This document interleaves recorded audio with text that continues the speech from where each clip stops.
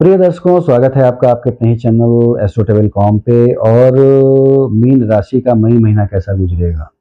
देखा जाए तो मीन राशि का लॉर्ड जो होता है वो बृहस्पति होता है, और अब गोचर करके वो आएगा आपके चतुर्थ भाव में। और चतुर्थ भाव में 14 मई के आसपास आएगा, और चतुर्थ से उसकी दृष्टियां जो हैं 5, 7, 9 बड़ी अच्छी जगहों पे पड़ेंगी, और आपको कहीं न कहीं से आध्यात्म की ओर प्रेरित करेंगे, भगवान से जुड़ने की तरफ प्रेरित करेंगे। ये मोक्ष का भाव होता है। जो 4 आपके बने हुए हैं, धर्म, अर्थ, काम और मोक्ष। मोक्ष का भाव होता है। मोक्ष का मतलब आप आध्यात्म की ओर मुड़ते हैं, और दृष्टि आप यदि देखेंगे उसकी, तो सारे तीनों मोक्ष भाव को प्रभावित करेगा। यानी अष्टम भाव को भी प्रभावित करेगा जो कि मोक्ष का भाव है, और 12th हाउस को भी प्रभावित करेगा जो कि मोक्ष का भाव है। तो बृहस्पति आध्यात्म से आपको जोड़ेगा, धार्मिक यात्राएं कराएगा, भगवान के मंदिर जाना, अपने माता पिता के साथ, अपने वरिष्ठों के साथ, बड़े बुजुर्गों के साथ मंदिर की यात्रा करना। मीन राशि के लिए अब ये सारी चीजें दिखेंगी। हालांकि देखा जाए तो केंद्राधिपति दोष भी सृजित करता है। जब भी बृहस्पति जो है केंद्र में का ही लॉर्ड और केंद्र में ही आ जाए तो केंद्राधिपति दोष सृजित करता है। बृहस्पति सृजित करता है, बुध सृजित करता है, कभी कभी शुक्र और चंद्रमा भी सृजित कर लेते हैं केंद्राधिपति दोष। लेकिन बृहस्पति की जहां जहां दृष्टि पड़ती है उसको तो मजबूत करता ही है। तो आपके आयु के भाव को मजबूत करेगा, आपके दशम भाव को मजबूत करेगा ये, और आपके 12th हाउस को मजबूत करेगा। 12th हाउस जो है धार्मिक यात्राओं का भाव है, आपके व्यर्थ के खर्चों का है, हॉस्पिटल का है, धार्मिक यात्राओं का है, विदेश यात्राओं का है। तो चतुर्थ, अष्टम और 12th जब आपस में रिलेटेड हो जाएं तो आप विदेश यात्रा भी करते हैं और धार्मिक यात्रा भी करते हैं। तो ये बृहस्पति आपको कराएगा यहाँ पे। अब अलग अलग सेगमेंट में बात करें कि क्या चीजें घटित होंगी। राहु को देखा जाए तो राहु चेंज होकर आपके 12th हाउस में चला जाएगा। 12th हाउस में राहु जाने का मतलब माइग्रेट कराना आपको, और ये 18 मई के आसपास होगा। तो ये दो बड़े गोचर हैं, बृहस्पति चतुर्थ में जाना और राहु जो है 12th में जाना। अलग अलग समझें यदि तो आप माइग्रेट होंगे, और माइग्रेट होकर आप विदेशों की यात्रा भी कर सकते हैं। विदेशों में नौकरी हुई तो वहां भी जा सकते हैं। बृहस्पति आपको धर्म से भी जोड़ेगा, और आपको आध्यात्म की ओर ले जाके आपको संसारिक ज्ञानों से मुक्त भी करने का प्रयास करेगा बृहस्पति। तो ओवरऑल देखा जाए तो ये एक अच्छी चीज है, एक पॉजिटिव चीज है। ये दोनों गोचर आपके लिए बहुत ही बेहतर होने वाले हैं।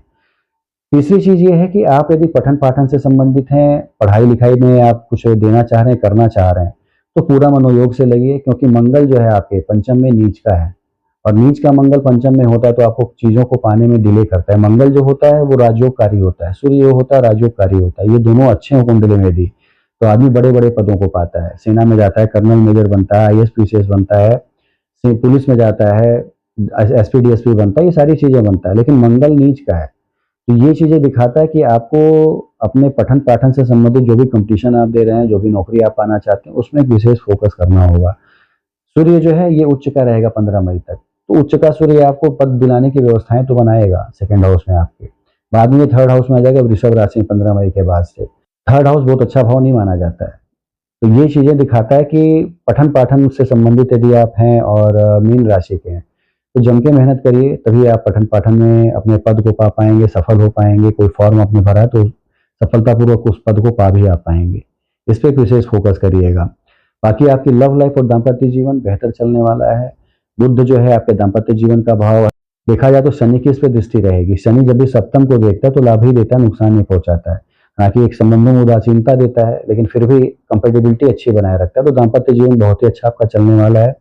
लव लाइफ की यदि बात करें तो मंगल नीच का है, वाणी पे आपके कठोरता यदि आती है, एरोगेंस आपके आता है, चिड़चिड़ापन आपके अंदर आता है। मंगल जब नीच का हो तो चिड़चिड़ापन देता है, हमेशा व्यक्ति लड़ने के लिए आतुर रहता है। तो लव लाइफ आपकी थोड़ी खराब हो सकती है आपके अपने नेचर के कारण। बाकी चीजें दाम्पत्य जीवन की बहुत अच्छी बनी हुई है, कहीं से कोई संभावना नहीं खराब होने की, बेहतर कंडीशन है, चीजें आप पा जाएंगे। स्वास्थ्य की आपकी बात करें तो स्वास्थ्य जो है ओवरऑल जो है आपका अच्छा बना रहने वाला है।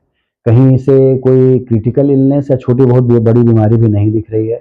शनि जब होता है आपकी खुद की राशि में तो कुछ ऐसी बीमारियां जरूर देता है वो, जो कि आपको इलाज लंबे समय तक कराना पड़ता है। शनि चूंकि आपके खुद की राशि में आ गया, अष्टम से जुड़ गया, या अष्टम पे दृष्टि पड़ गई तो आयु बढ़ा देता है ये।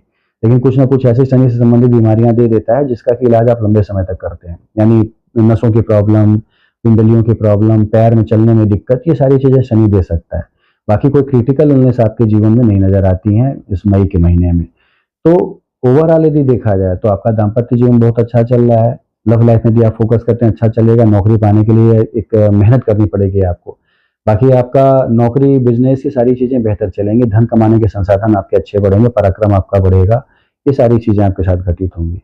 तो ओवरऑल सारी चीजें जो मीन राशि इनके लिए अच्छी बनी हुई हैं। आपकी कुंडली में आपको लगता है आप यदि ये महसूस करते हैं कि शनि जो है आपको प्रभावित कर रहा है या अच्छे फल नहीं दे रहा है या मेरे काम अब डिले होने लगे हैं शनि के आने से और काम जो मैं कर रहा था उसमें सफलता है उस समय नहीं मिल रही जबकि मुझे ज़रूरत है। राहु आपको परेशान कर रहा है या फिर मंगल जो है वो नीच का है 7 जून तक, तो ये आपको अच्छे फल नहीं दे पा रहा है। तो हनुमान जी की आराधना शुरू करिए, पहले से करते थे बहुत अच्छा है, नहीं करते तो करना शुरू करिए। हनुमान जी कलयुग में जीवित जो माने जाते हैं, यदि आप उनकी आराधना करते हैं, तो इन ग्रहों के दोषों का शमन होता है। आपके जितने अच्छे कर्म होते चले जाएँगे, जितनी पूजा पाठ आप करेंगे, जितने सत्कर्मों में आप लगे रहेंगे, तो बुरे प्रभाव जो हैं ग्रहों के वो कटने शुरू हो जाते हैं।